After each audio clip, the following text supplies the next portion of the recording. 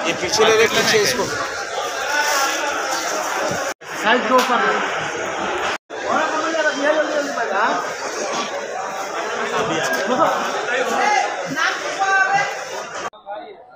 You ask me sir मराठीत काय बद्दल आंबेसेन या वर्षी अतिशय चांगला आहे। त्याचं कारण असं मध्ये थोडा पाऊस झाला होता त्याच्यामुळे आंबेसेन थोडंसं तुडतुडा वगैरे आलाय, पण जे पीक येतं ते अतिशय सुंदर येते। माल साफ आहे, आंबे साफ आहेत आणि कोकणातून 2,500-3,000 पेटीची आवक आहे आणि रेट चांगला आहे।